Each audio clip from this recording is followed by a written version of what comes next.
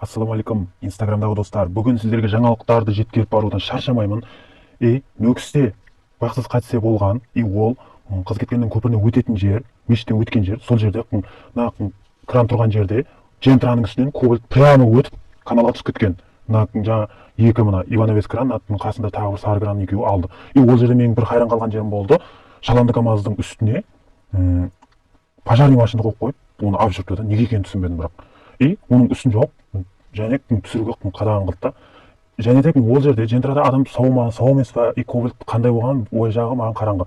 Бірақ әзірше білген мағлұматтарым жентра мен кобальт екен. Кобальт жентраның үстіне прямо каналға түскен да. Әзір сол себепті мына нөкісте жолдар жауылып, тағы мынасын нөкістен шығар жақ бітті де, және бақытсыз қайтыс болған дейді. Енді ол жағын білмеймін. Мінеки осындай пробка, нелер, жол бойы тығылыс, машин, бәрі жол деген толып жатыр. Мінеки базардың алды, корзинка, жол, светофор, бәрі машин толып, жаңа жол жауылғанға. Ол жерде өтетін күнделікті маршруттар ізіне қайырылып айланып, басқа жолдармен өтуге әрекет жасап жатыр. Енді ол себепті жол толды, машинға полный толып кетті. Енді көреміз, кейінгі хабарларды жеткізіп баруға ұрынамын. Осы лайфта жеткізуге ұрынамын.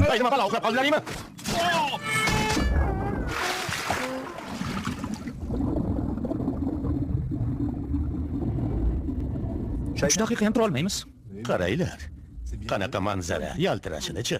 Komissar, sizlarda doim shunaqa bo'lib turadi. Nimalar deyapsiz? Odatda bundan battarni ham yashirishga harakat qilishadi.